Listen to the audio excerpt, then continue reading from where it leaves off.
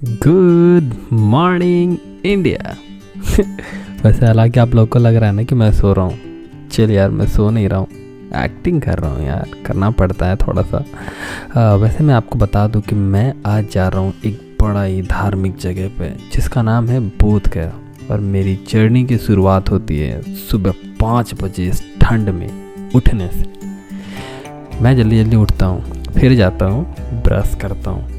हालांकि ब्रश करने में मुझे ज़्यादा टाइम नहीं लगता, पर थोड़ा सा रिकॉर्डिंग भी ज़रूरी है। तो ब्रश करने के बाद हम हो जाते हैं रेडी, नहा धोआ के इतने ठंड में गर्म पानी से। और फिर बैग पैक कर लेते हैं और बैग अपने कंधे पे डाल के रेडी हो जाते हैं यहाँ से निकलने के लिए। सुबह सुबह मॉर्निंग में बस इतने सुंदर वातावरण में निकलने का अपना ही मज़ा होता है। ये है मोंटी। बस जाते जाते अभी नाम दिया इसको, थोड़ा सा प्यार दे के इसको हम निकल जाते हैं अपने घर से बाय बाय सबको बोल के। और बड़ा ही खुश होता हूँ यार मैं यहाँ से जाते टाइम। अलग सा एक्साइटमेंट होता है, क्योंकि नई चीज़ों की शुरुआत अगर एक्साइटमेंट के साथ होती है तो सच में दिन और आपका काम दोनों ही अच्छा होता है। तो मैं और मेरा दोस्त, मेरा भाई, ट्रैवलिंग पार्टनर रोशन निकल जाते हैं। और सुबह जो वादियाँ और सुंदर सनराइज़ के साथ जो हमारी जर्नी की शुरुआत होती है, मतलब वाह भाई साहब, मज़ा ही आ जाता है। और हमारी बस सुबह के 6:30 बजे है और हम लोग जा रहे हैं मेरे घर के पास से त्रिपुरा स्टैंड और सीधा मिलेंगे बस के। हालांकि यहाँ कंडक्टर भाई साहब और एक खड़े हुए अंकल जी में पता नहीं किस बात के लिए लड़ाई हो जाती है, मुझे नहीं पता। पर मैं आगे वाले सीट पे बैठा हूँ और ये सारी चीज़ें रोशन डिसाइड कर रहा है। अभी मैं भी सामने से आपको दिखूँगा।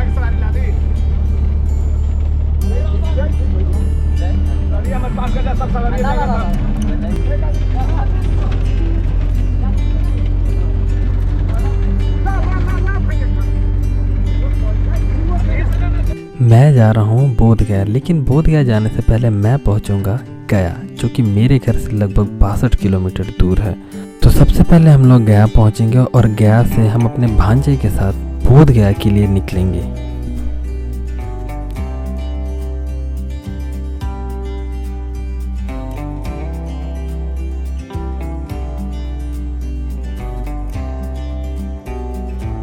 लगभग 2 घंटे बाद मैं पहुंच चुका हूं गया और इंतज़ार कर रहा हूं अपने भांजे का मिलने का। उसे भी ढूंढना है भाई साहब, उसके बाद जाना है। और ये तो अलग ही खुशी मना रहा है।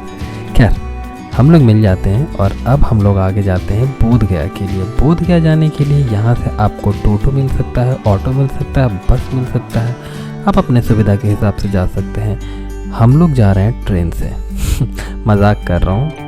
ये है गया जंक्शन और यहाँ से हम लोग प्लेटफॉर्म से ऊपर से क्रॉस करके जाएंगे टोटो लेने के लिए और फिर टोटो से सीधा जाएंगे बोध गया के लिए। और हमें मिल गई है टोटो और हम जा रहे हैं बोध गया, जो कि गया स्टेशन से लगभग 15 किलोमीटर दूर है। और मैं कुछ ज़्यादा ही एक्साइटेड हो गया हूँ और साथ में मेरा भांजा भी। तो दोस्तों, जब तक कि हम बोध गया पहुँचते हैं, मैं आपको बोध गया के कुछ इंटरेस्टिंग फैक्ट्स बताने वाला हूँ। तो चलिए शुरू करते हैं।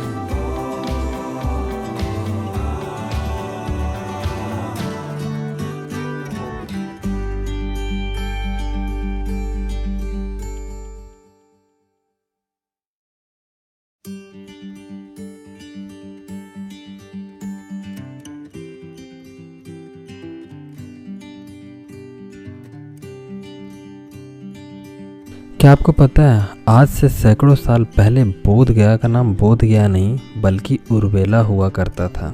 जी हाँ, लगभग 18th सेंचुरी में आकर बोध गया का नाम बोध गया पड़ा, जो कि बुद्ध भगवान के नाम से प्रेरित है।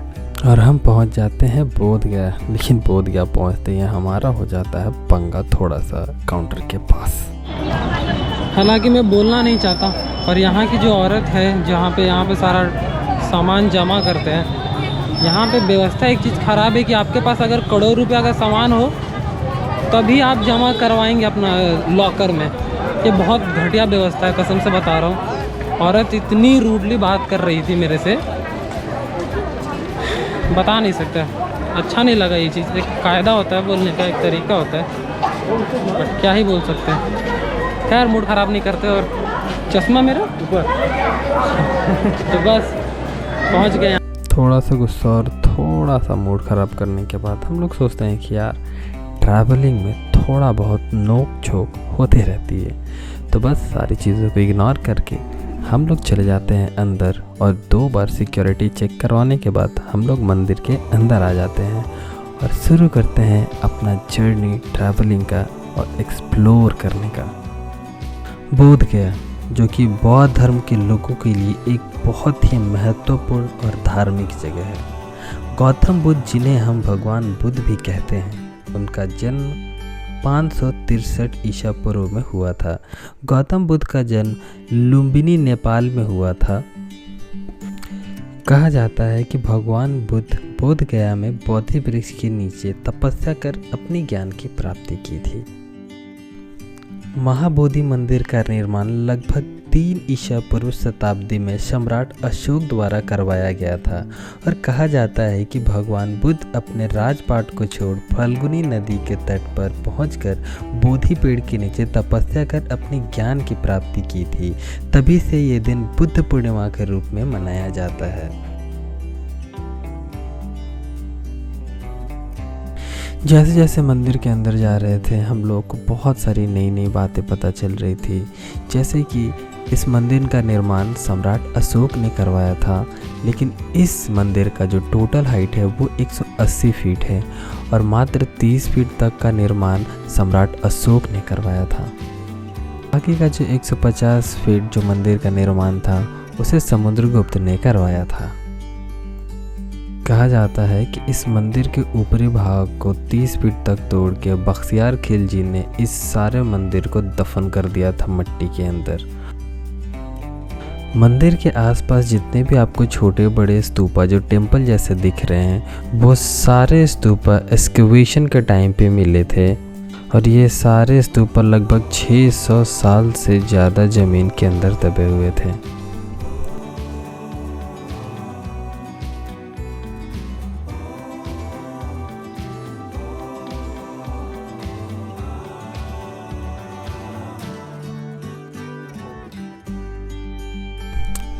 इस बेल को बर्मन के राजा ने डोनेट किया था जो कि 5 अलग अलग तत्वों यानी मेटल से बने हुए हैं। कहा जाता है कि ओम की ध्वनि सुनाई देती है जब इस बेल पे आप जोर करते हैं।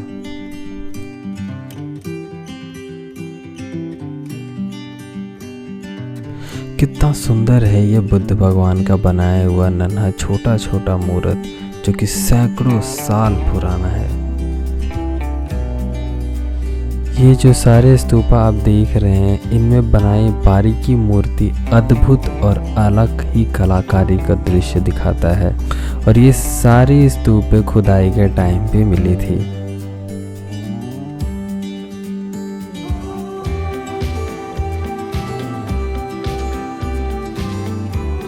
एंट्री गेट पर हमें बड़े ही सुंदर पत्थर के स्तंभ दिख रहे थे जो एक्सकवेशन के टाइम मिले थे, जिनको रिकंस्ट्रक्ट किया गया है। दाएं साइड का जो स्तंभ का पिलर था उसे खिलजी ने तोड़वा दिया था, तो इसका पुनः निर्माण किया गया है। ये जो छोटा स्टैचू है ये स्टैचू सुजाता का है जिन्होंने भगवान बुद्ध को सर्वप्रथम भोजन करवाया था जब भगवान बुद्ध बिना अन्न पानी कठोर तपस्या में लीन थे। मंदिर के ऊपर जो गुंबद बना है वो 269 किलो सोने का बना हुआ है। थाईलैंड के राजा ने उसे डोनेट किया था।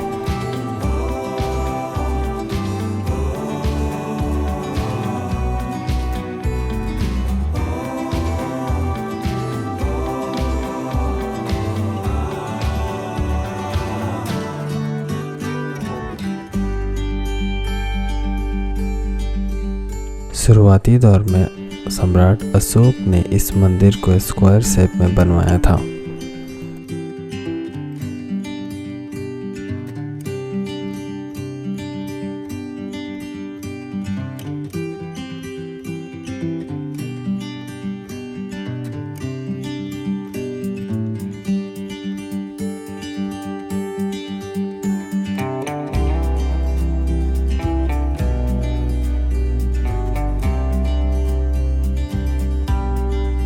अब हम लोग उस मेन जगह पर पहुंच गए थे जहां पर भगवान बुद्ध ने अपना सबसे पहला ज्ञान की प्राप्ति की थी, जो कि अपने 7 सप्ताह में से पहला सप्ताह यहीं पर बिताया था, वो है इस वट वृक्ष के नीचे। कहा जाता है कि भगवान बुद्ध 7 अलग अलग जगह पे 7 सप्ताह तक ध्यान कर अपनी ज्ञान की प्राप्ति की थी। कहा यह भी जाता है कि ये जो वट वृक्ष है, ये जो पीपल का पेड़ है, ये सैकड़ों साल नहीं बल्कि हजारों साल पुराना है और ये इसका चौथा जनरेशन चल रहा है, जो कि 140 साल पुराना है।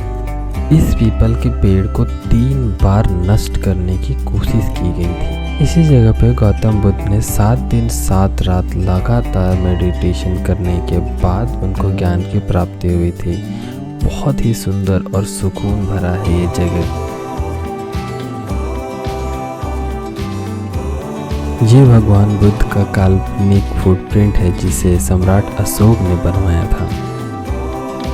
ये वो मंदिर है जहाँ पर भगवान बुद्ध ने अपने दूसरे सप्ताह की तपस्या को कंप्लीट किया था। चन क्रमन मेडिटेशन यानी वॉकिंग मेडिटेशन। कहा जाता है कि भगवान बुद्ध ने अपनी तीसरी सप्ताह की मेडिटेशन इसी जगह पर कंप्लीट की थी।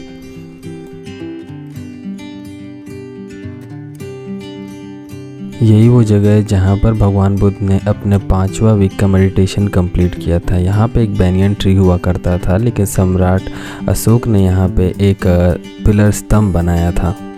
ये वो जगह है जहाँ पर भगवान बुद्ध ने अपना 6ठा सप्ताह अपने मेडिटेशन का कंप्लीट किया था।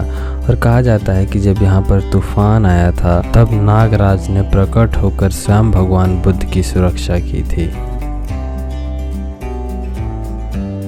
ये वो जगह है जहाँ पर सैकड़ों दीपक एक साथ जलाकर भगवान बुद्ध की आराधना की जाती है।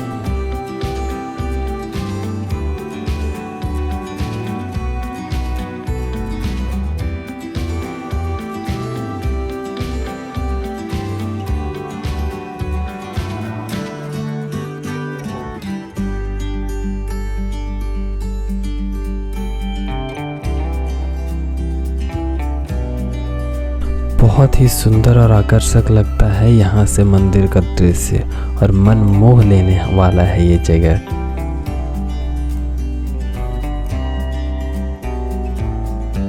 और फाइनली टाइम आ गया था कि अब मैं मेन मंदिर के अंदर जाके भगवान बुद्ध की उस विशाल मूर्ति का दर्शन करूं।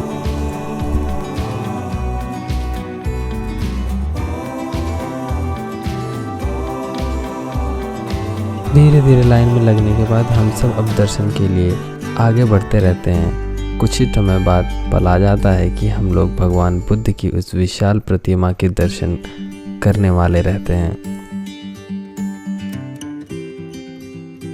कहा जाता है कि भगवान बुद्ध का ये प्रतिमा खुदाई के टाइम पे मिला था, पर इसका कलर पूरी तरीके से काला था। सोने पानी की चढ़ाव देकर इस प्रतिमा को और सुंदर बनाया गया है। कहा यह भी जाता है कि ये प्रतिमा सैकड़ों साल नहीं बल्कि हजारों साल पुरानी है, पर देखने में ये प्रतिमा आज भी कल के बने मॉडर्न मूर्ति जैसी लगती है। यही तो कमाल और खासियत है हमारे इतिहास और पौराणिक चीज़ों की।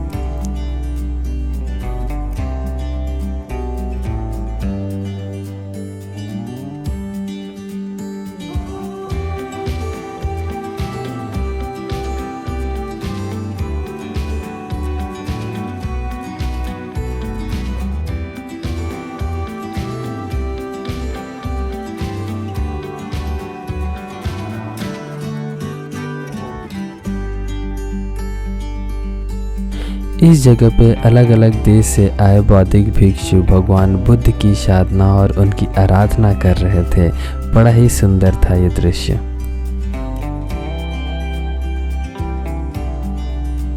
अंततः टाइम आ गया था कि हम इस जगह से अब विदा लें और मिलेंगे आप सबसे दूसरे पार्ट में इस वीडियो के। तो दूसरे पार्ट को देखना मत भूलें और प्लीज़ हो सके तो चैनल को सब्सक्राइब कीजिएगा। घुमंतु मानव ऐसे ही मज़ेदार वीडियो लेकर हम फिर से वापस होंगे और पार्ट 2 आप ज़रूर देखिएगा। तब तक के लिए धन्यवाद और बाय बाय।